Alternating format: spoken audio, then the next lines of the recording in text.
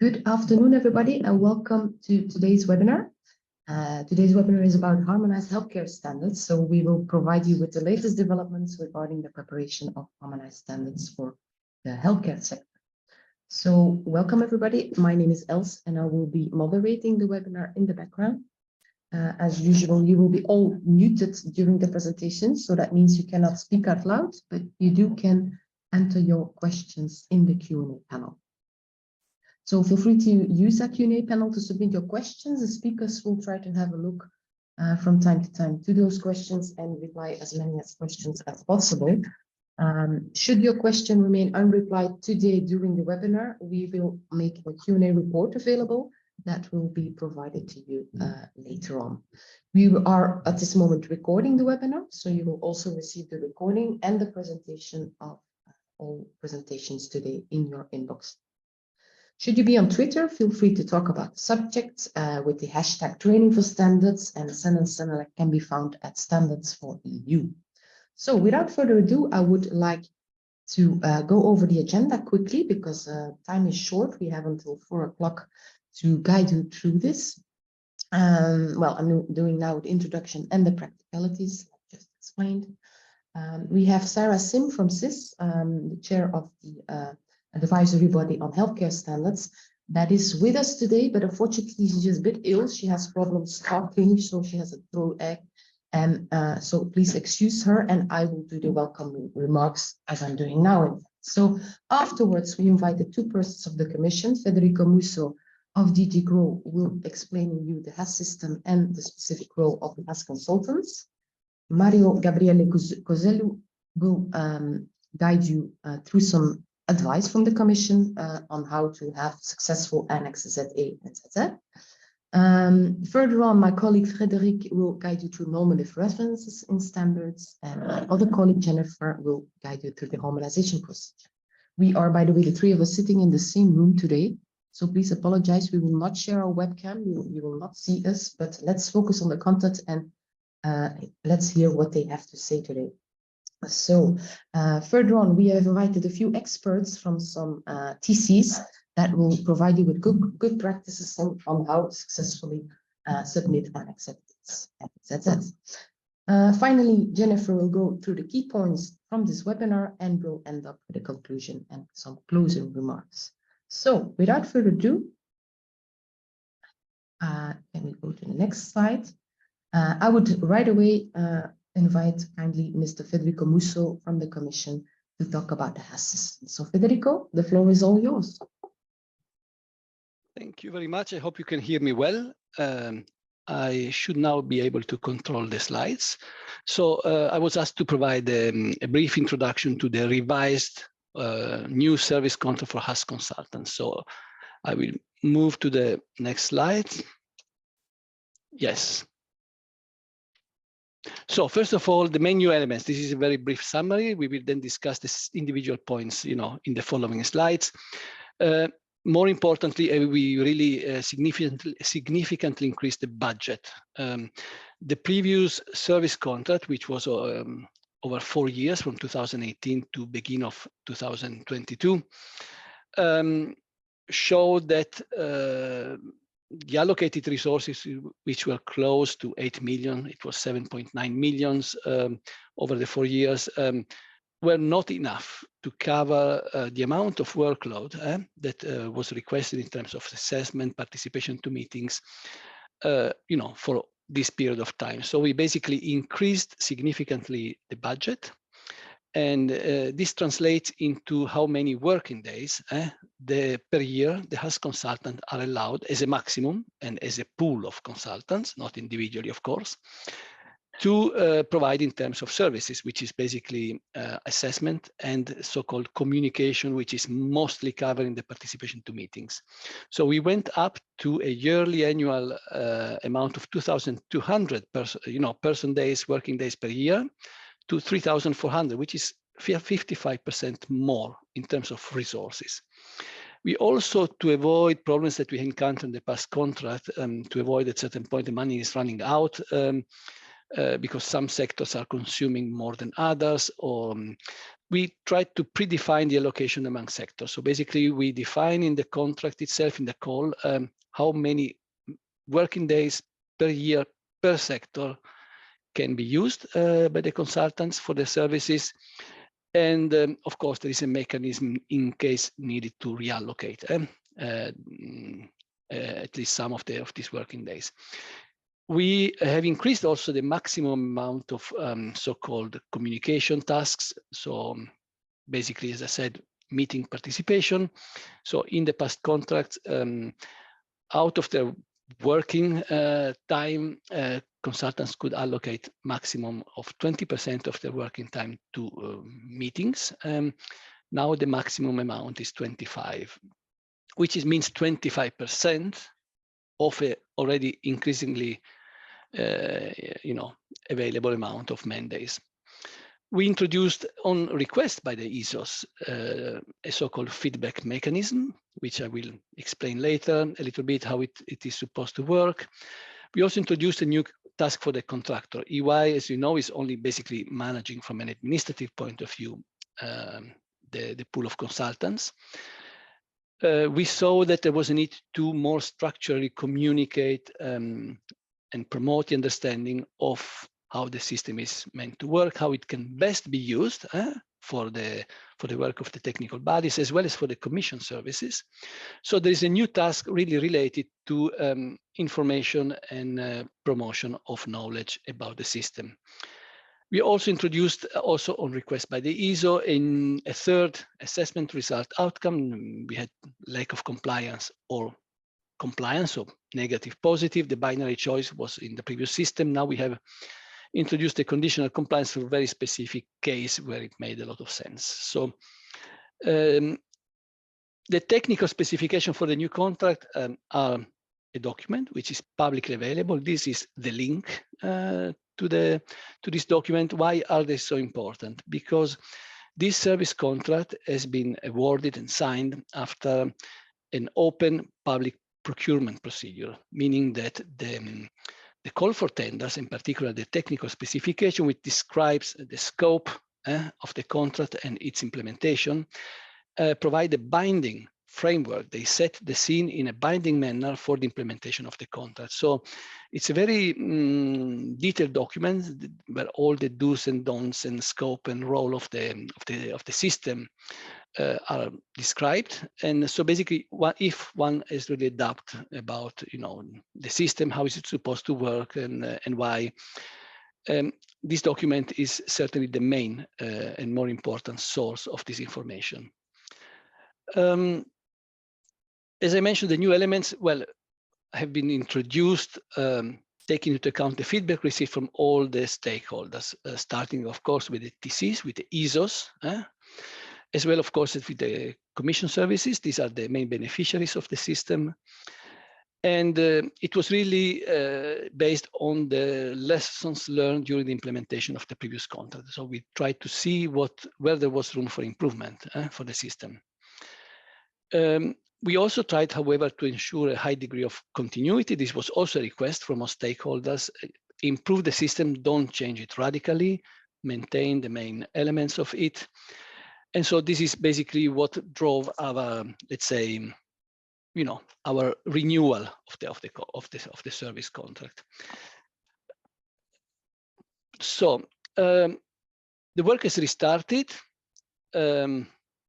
No, I went too far. I'm sorry for that. So I mentioned increase of resources. So as I said, this is really a significant amount. And I mentioned also we have pre-allocated the resources per year per sector. So for medical devices, we allocated 300 man days or working days or person days per year in total among all consultants. So of course, not per individual consultants. How did we do this allocation? Well, we look at the historical. So what was the amount per sector of assessment requests received over the previous 4 years? As well, we consulted the colleagues in the sectoral units and tried to anticipate possible increased needs, for instance, due to legislation changes. And we tried indeed to anticipate. So in case we would expect in the coming years an additional amount of resources to be necessary, to also allocate so enough to cover also these exceptional situations.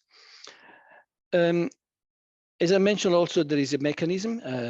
These are the fixed allocation, but at the end of every year, we will look at the, at the needs, at the number of requests received. If we see that a sector has more than necessary, while another might be really reaching its limit, then there is a mechanism to reallocate for the following year part of the resources from one sector to the other. I mentioned the 25 limit for the participation to meeting. So meaning that of these 300 man days that are available in total per year for the medical devices sector, up to 25 can be devoted to meetings and other forms of communication with the technical committees. It's a hard limit. It's not an indicative one. It's really, there will be no flexibility on this. Also, some clarification was introduced during in the technical specification that indeed consultants can, of course, always attend when necessary meetings of the technical committees of the ISOs. There must be, of course, a justification on another, and there is a mechanism, there is a tool in place that ISOs can use to request participation to meeting. They can also participate to commission expert group, sectoral expert group. However, it was clarified once again that participation to ATCO groups, meetings or notified bodies is outside the scope of the contract. The work has restarted. So since the signature of the new contract, end of July, and after preparation together also in coordination with the ISOs in the month of August, we had a launch webinar on 13th of September, which was broadly attended also by many experts working in the technical committees of the ISOs. And shortly after, the actual work restarted. We have, for the specific medical devices sector, contracted or recontracted 7 as consultants. We think this is enough capacity to deal with the workload and gives also some backup resources in case of particularly heavy periods of work. Of course, during the vacancy between one contract and the other, some little bit of small backlog of draft standards waiting to be assessed had been accumulating for this sector, like for most others. And of course, as soon as the system was relaunched, new assessment request came in. So this is the status on the 12th of January. We update the statistics on the status of the implementation of the contracts every 2 weeks. So this is the latest statistical update that we have. In total, since the restart of the system, we had 27 assessment requests for this medical devices sectors. 10 have been in the meantime completed by the consultants and sent back to the ISOs. 5 have been completed, but are undergoing the internal quality review check. So we have a structural, a systematic quality reviews, internal quality review exercise, basically once the consultant has finalized the report, before sending it back to the TCs and to the ISOs, a pool of internal expert controls that, there are no problems, that everything has been done correctly, there are no mistakes. And in case we spot something, we send it back to the consultants for corrections. Otherwise, we green light it and it can be then sent finally back to the ISOs. Basically, this is the last step before sending the assessment report back to the ISO. 6 assessments were ongoing, so the consultants were working on it. 1 assessment request was not clear, so we had asked CSMC for clarification in order to understand if it was in the scope of the contract and also to whom to assign it. And finally, 5 were still waiting to be processed. I mentioned that we introduced one of the novelties, the feedback mechanism. Basically, it's a sort of last step in the process. So we have these first 3 steps: committee draft, inquiry, and formal vote assessment. This is unchanged. However, what happens in the case of a negative assessment at formal vote stage, given that the TC might then still review the document before launching the vote, but then there was no possibility before to ask for a second assessment at the same stage. And so basically, the ISOs complained if there is no feedback on this final revision, then it's very it's sort of a bet to launch the vote and then send the adopted standard for OJEU citation, because we don't know if we really managed to address correctly the comments raised at formal vote assessment. So basically, now they have the right to ask this. Now there is a possibility in case of negative assessment at the formal vote assessment, they have the right, if they revise the document, to ask for a sort of confirmatory assessment. If you wish, feedback mechanism is indeed the term that was used by the ISOs when they requested to introduce it. So this exceptional that only applied in certain cases, so-called PUB assessment, are no longer necessary. We introduce this systematic feedback mechanism in these situations. Of course, it remains also a possibility we already have in the previous contract that colleagues, the sector, the desk officer in the sectors can, once they receive a formal proposal for OJEU citation, request a final assessment of the final standard. This is a request by the Commission services. It's not a mandatory step. It's a possibility they have in order, if they wish to have a final control before deciding whether to cite in the official journal or not. We have a new possible assessment outcome. As I said, so far compliance or non-compliance was the binary choice. Now we have also conditional compliance. However, this is a very narrow scoped let's say outcome that applies only to very specific situations. And basically we have standard series which are being developed in parallel, which often, almost always refer to each other. Basically, one part refers to part 2 or part 3.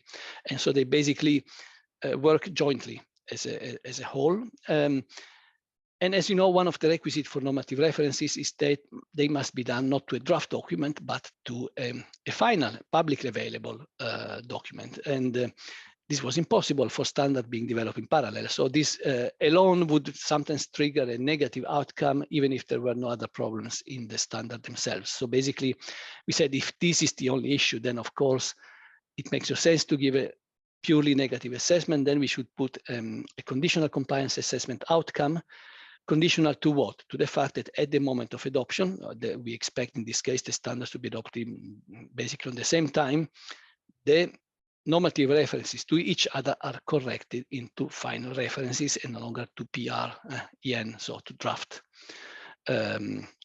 standards. Mention the task for the new contract, the new task for the contractor, which is communication information to the technical bodies and to the Commission services. We are already in talk with CCMC and the HC Secretariat to organize some of these events. So there is a specific budget in the contract designed to cover the costs for this new task. We think it will be very important to facilitate the understanding, also the possibility that the HAS consultant system offers for all the relevant stakeholders. And also it includes an important element which we were already more or less doing together with CCMC in the past contract. So collection of data, statistic, quantitative and qualitative analysis, which have provided useful feedback and that will be also shared systematically with the ISOs. I mentioned finally, and I think this is my last slide, we tried to improve the system. We didn't change it radically. So all the main principles that were governing the previous HAS consultant contracts basically are still in place. HAS consultant, first of all, and we clarified it even better in the technical specification for the call, only and exclusively assess harmonized standards and GPSD standards as General Product Safety Directive standards, which are basically considered equivalent in legal terms. Not other type of standards. Does not really concern your sector, but in other sectors, we might have also other types of standards supporting legislation which are not harmonized standards. Well, these standards are outside the scope of the harmonized HAS consultants contract. Of course, the consultants work basically for the Commission, so they support us in fulfilling our legal obligation under Article 10.5 and Article 10.6 of the Standardization Regulation. This was already the case in the past contract. And again, it's a clear separation. The consultants assess the draft drafts harmonized standards, but they are not drafting them. This is an exclusive competence of the technical committees of the ISOs. So all the drafting, all the consensus building discussion and negotiations within the TCs are something that the consultants are not involved in. They are, of course, responsible for providing all the necessary clarification regarding the assessments, but they are not there to fill in the gap that might be sometimes present in some TCs. In that, if this exists, then it is the task of the ISOs and not of the consultant to fill their gaps and provide the adequate technical support. And that was it from my side. I hope I managed to stick more or less to the time. Thank you. Thank you very much, Federico. I think you did stick to the time very well. So I would, without further, further time waste, I would say, but it's a bit not a good word. I would give the floor to your colleague from DG Sante, Mr. Mario Gabriele Cuselu. In the meantime, we had also some questions coming in. So should there be a question, Federico, for you, please feel free to reply in a written way right away. And then we go further with some advices from the Commission on the successful implementation of annexes. Please, Mario, the floor is yours. Hello, good afternoon. So welcome everybody. Very happy to be with you, with so many people, showing indeed a very high interest for standards in support of the new medical devices regulations. I will try to launch my presentation.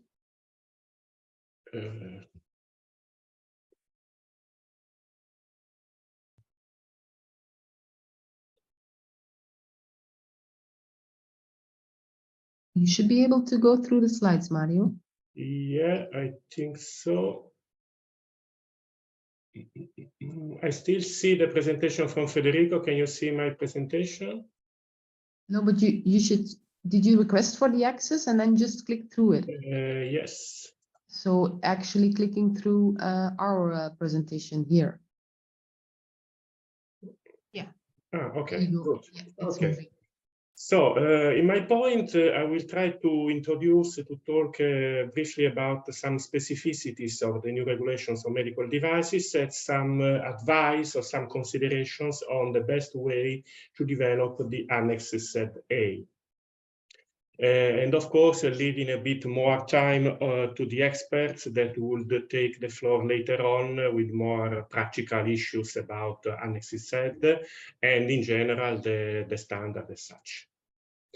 So just some recall to the basics. You know that we have right now two regulations, the ruling medical devices and in vitro diagnostic medical devices, issued in 2017 and applicable since 21 and 22 respectively.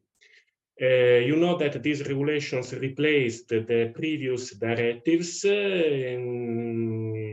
with the aim to significantly improve the EU legislative framework for these products, which are very important within the public health systems, but also very important for all citizens, patients in general. So the effort to improve as much as possible the legislation is justified. These two regulations, as the previous directives, are framed in the so-called new approach and the new legislative framework policies, in the sense that the EU harmonization legislations based on these policies have specific characteristics. Mainly on the fact that the requirements laid down in the legislation are not directly expressing the technical solutions to develop products, but rather establishing a set of essential requirements that must be met in order to comply with the legislation and, of course, with its objectives on health, safety, and performances. So the regulations on medical devices, in vitro diagnostic medical devices, are part of this family, of the family of new legislative framework, but still they have a number, I would say even a significant number of specificities due to the characteristic of the sectors indeed. We have specificity, for example, in definitions of economic operators, on the use of common specifications, which are, let's say, collateral to standards, but they are used in very specific situations. There are a lot of specificity about notified bodies, and I suppose all of you are very aware that these specificities are even causing some additional problem in the implementation of these regulations. Then we have another set of specific issues related to clinical evaluation, investigations, post-market surveillance, expert laboratories, and so on, traceability and registration of economic operators and devices, and so on. And then, of course, there is a quite complex transitional provision regime, which was needed to be updated first for the IVDR, for the in vitro diagnostic medical devices, beginning of last year. And now, you know, of course, that there is a Commission proposal ongoing to modify some elements in the transitional provisions for the medical devices regulation to promote a more staggered approach in the transition from the directive to the regulations.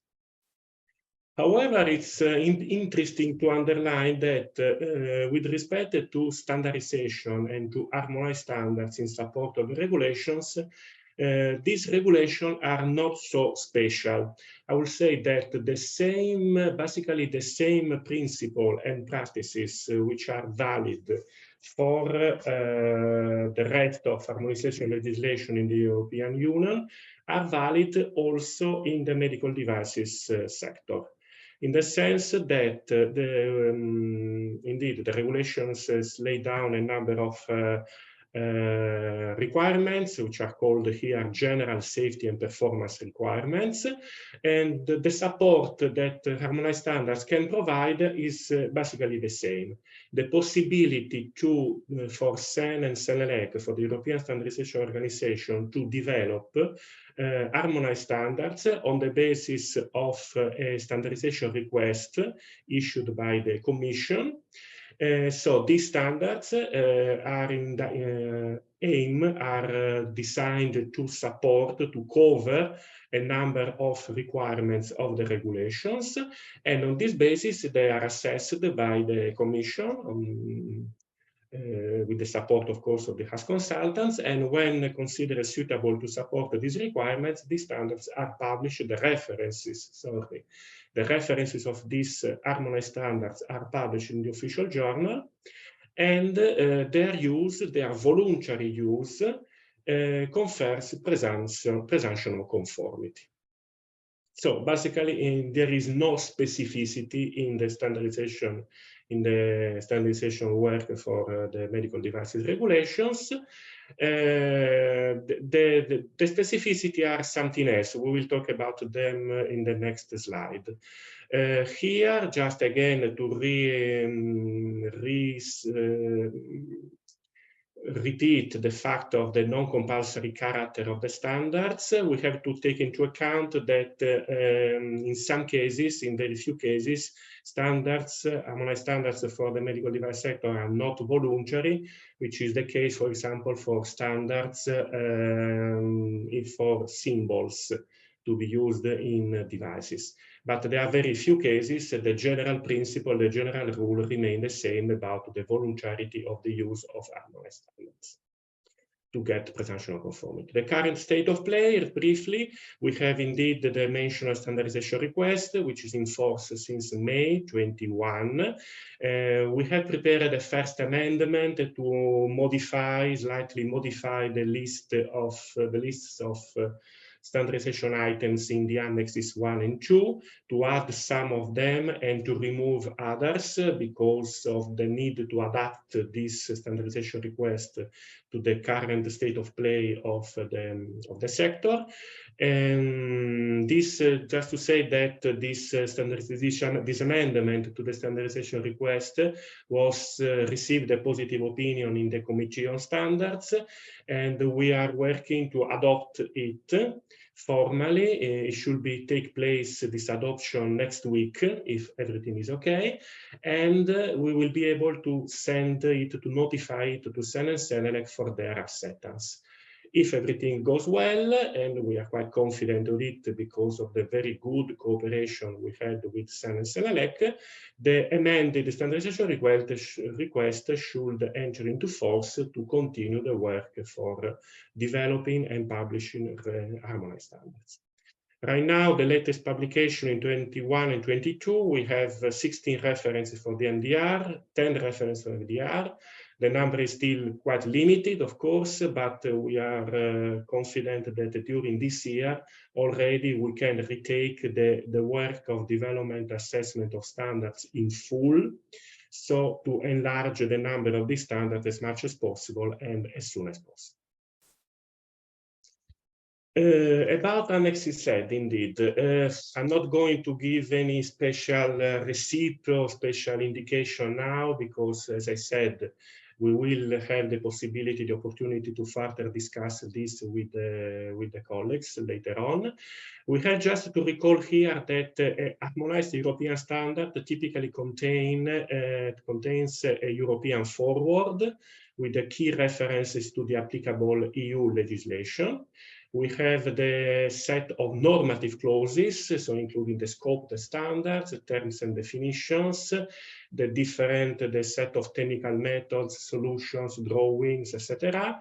The normative references, in case it will be necessary in the same family or for other standards, and so on. And then our interesting point here is about the informative Annex Z. One or more, so in this sense they can call the ZA, ZB, etc., which are very important, paramount important, because they describe the relationship between the harmonized standard as such, the clauses of the harmonized standards, and the requirements of the EU legislation these standards aim to cover. So it's absolutely critical to create, let's say, to establish and to show the link between the clauses of the standard and the requirements the standard want to cover. Here in the medical devices, in vitro diagnostic medical devices sector, we have indeed a particularity here. The fact that most of the standards are developed already at international level, with ISO and IC, which have specific agreements with SEN and SENELEC in order to not only to allow the full participation of SEN and SENELEC, but to develop standards basically in parallel. So also to save time, to save resources, and to ensure especially that these standards elaborated at international level are, let's say, are in the best position to support international trade, mutual recognition, and mutual cooperation worldwide. So by using also European standards referred to these harmonized, to these international standards. Of course, we have here, we have the problem, let's say, that at international standards, as international standardization, standards are developed not only taking into account the European requirements, but all the international requirements from different countries and regions in the world, especially for medical devices, which is a very international sector with spread manufacturing and economic operators all over the world. So, indeed, but at the same time, even if we recognize the importance, the usefulness of international standards, we need to have a European standard to support European requirements of the European legislation. So in this sense, the role of Annex Z in this standard is even more important than in other sectors, because we need to ensure that the main text, the clauses of the standards are really suitable to confer presumption of conformity with the requirements of the European legislation.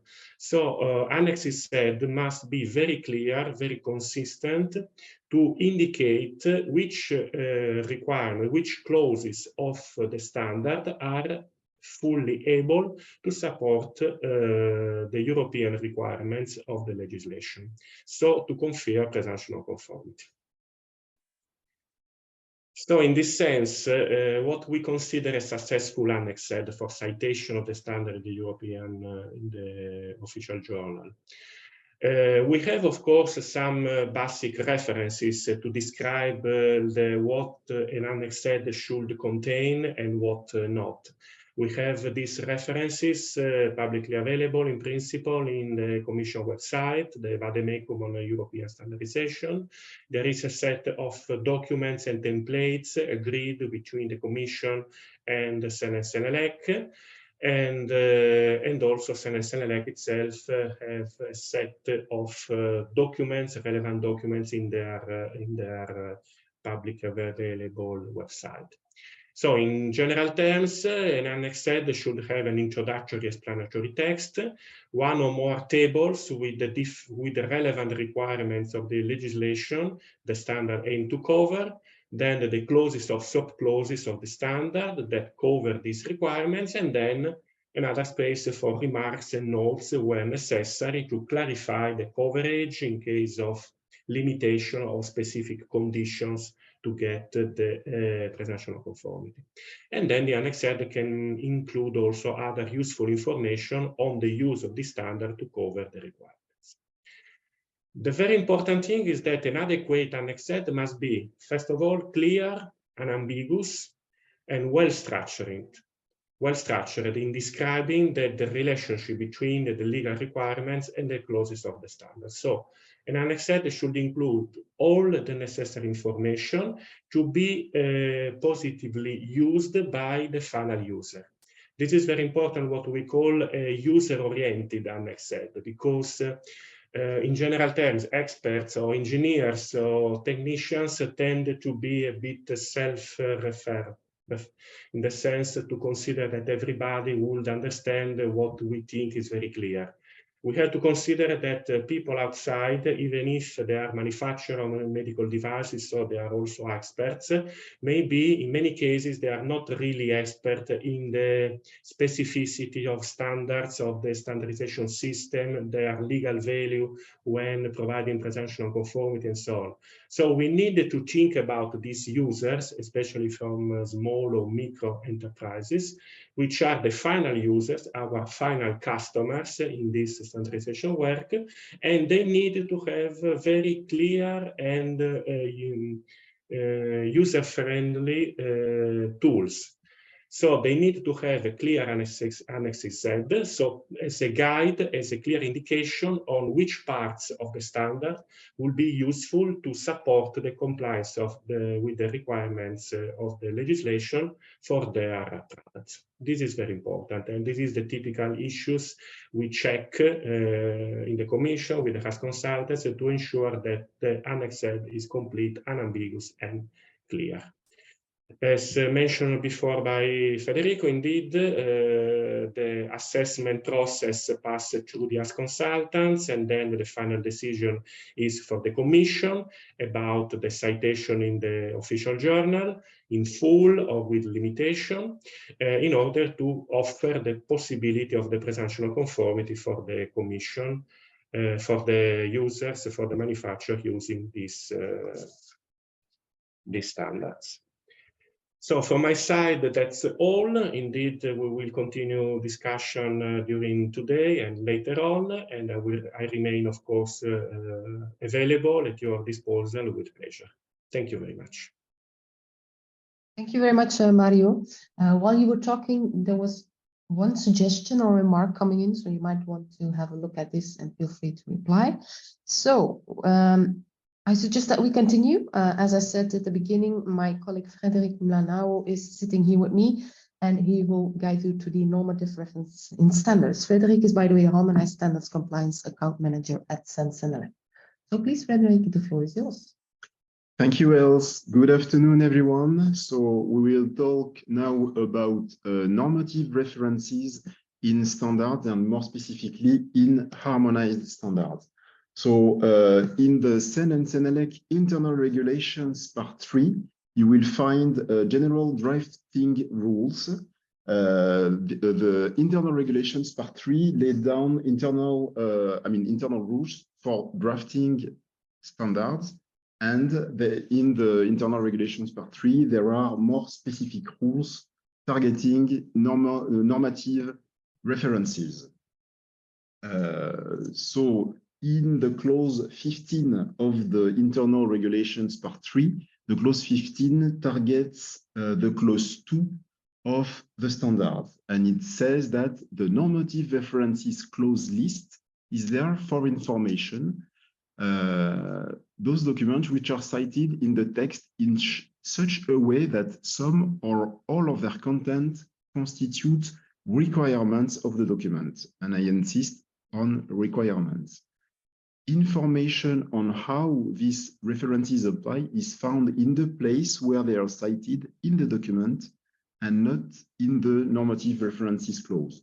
So I will come back to that again later, but it's important already to note that the use of the normative references, I mean, the way you draft the use of a normative references should be a requirement.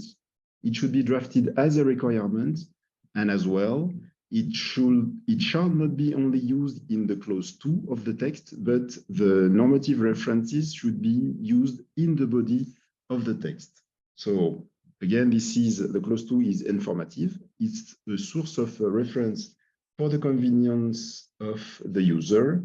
And again, how the normative reference apply has to be defined in the body of the text. The clause 2 only reflects, again, what is in the body of the text.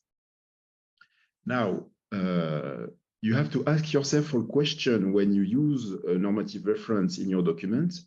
If the normative reference is included in a clause giving presumption of conformity, if the answer is yes, then the internal regulations part 3 apply, as well as some extra European Commission requirements. If no, if the normative reference is used in a clause not giving presumption of conformity, then only internal regulations part 3 applies.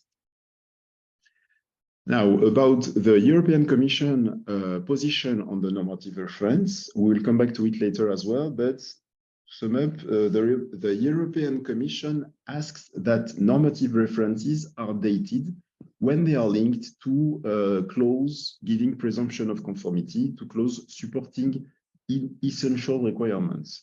Normative references form an integral part of a harmonized standard, and standards are part of a legal system. So to provide legal certainty, normative references should be dated. Furthermore, an undated normative reference creates a dynamic reference. Therefore, this is difficult for the European Commission to control, and so an undated normative reference actually creates a risk that the presumption of conformity is lost. A slide to sum up the position on the European Commission. So the normative references, again, we highly encourage you to date them. They should be dated, specifically if they are in a clause giving presumption of conformity. Of course, they should be, the normative reference should be active, and it should be a published reference.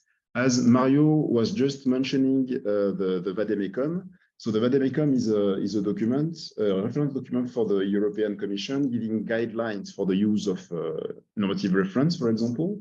And there it's mentioned that the normative reference should be the latest edition available.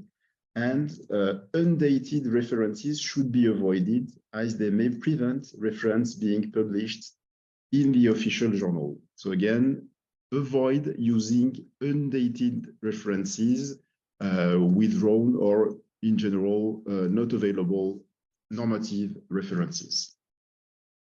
Now we will look at some real-world example, I would say. So this is an example of the clause 2 of a homegrown standard. And so in the clause 2 of the standard, we can see that the normative reference is dated, although in the body of the text, even though the clause has been designed as a requirement, has been drafted as a requirement, we can see that the normative reference is not dated. This is problematic as this could potentially lead to a lack of compliance assessment because it's better to have the normative reference dated. We have received some assessment report with the justification that the normative reference was not dated and therefore it was not respecting the rules from the European Commission. Next example, this is a good example. So again, we see in the clause 2 that the normative reference is dated, and in the body itself of the text, the normative reference is dated. Here, it's even better. A good practice is to, on top of dating the normative reference, it's good to specify what clause of the normative reference should be used for the clause. Yeah, so if you can date, it's good. We highly recommend you to date your normative references, but the step further would be to specify what clause of the normative reference is to be used for the clause. Yes, some special attention need to be taken when you draft an amendment. So the technical committee, when drafting an amendment, should review if the normative references used in the text are dated and still active. If not, the TC has to amend the clause 2 of the standards to be amended, and so change the normative references in the amendments of the published standard. This is an example. So if in the amended text you need to modify a normative reference, for example, in the original standard, the normative reference was EN 50367 from 2012. In the amended version, in the amendment, it was replaced by the 2020 edition. So the text was amended that way, and therefore the clause 2 has to be amended as well to reflect the change, the modification that was done to the body of the standard. Now, some consideration about parallel work, about ISO standards. So same rules applies. I will not spend a lot of time on this because on the bottom of the slide, I have put a link to a webinar that was organized 1 year ago, specifically targeting this type of topics. But the main thing here to remember is that if you have an ISO project, the same rules apply. So the normative references should be published, available, dated, and the dates to apply is the same rule, and the same solution should be applied. The only difference is that if you are not able to date the normative references in the body of the ISO text, then you can use the table ZA2 included in the informative Annex Z to date your normative references. But then again, I would invite you to follow the webinar on that topic that was organized 1 year ago. Now, in the case of an EN ISC standard, so in the context of the Frankfurt Agreement, there are high chances as well that you will not be able to update the IEC text to add dates to your normative references. And there you have the Annex Z that is there to address that issue. I will come back to that on the following example. So in this example here, we have in the IEC text an IEC reference that is not dated, but that has a European equivalent. Then you have to date in the Annex Z the table on the right. So on the right side, you have the European equivalent of the IEC text, and there you can put the date on the right side of the Annex Z. The second example is an IEC text that has no European equivalent. Therefore, you can date on the left side, although maybe not dated in the IEC text, but still you can date on the right side, but you put a footnote here written dated as no European equivalent exists. So those are the good practices for the Annex Z in the context of an IEC standard. Now, a short summary about the main principles to look for. So the normative references should be ideally EN, ISO, or IEC published and available standards. Normative references shall not be technical reports nor technical specifications. And then again, undated references are possible, but only when informative or not providing any legal effect, meaning not used in clause giving presumption of conformity. But as a general rule, I would highly encourage you to date the normative references either inside the body text if you can, or if you cannot, through the table ZA2 or through the Annex ZA if you are drafting an IEC standard under the Frankfurt Agreement. And then one last slide on my side.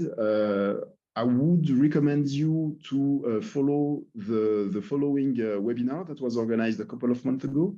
It's a webinar that was addressing drafting requirements issues and as well as normative references. And we were able in the webinar to go a bit deeper for the drafting requirements issues and the normative references. So that would be a very good webinar to follow. And there's a link for the SEN webinar where we have dedicated, we have tackled some SEN specific issues, and as well for the SENELEC webinar where there are more SENELEC topics and mainly ENIAC and Frankfurt Agreement issues tackled. Thank you very much for your attention. If you have questions about normative references and dates in general, don't hesitate to contact your SEN and SENELEC project manager. He or she will be very happy to support you. Again, thank you for your attention.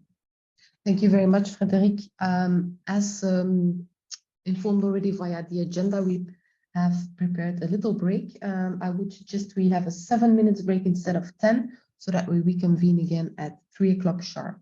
So please feel free to stay connected, enter your questions should you have any questions, and all of us from our side, we can have a look. I'm just going to pause.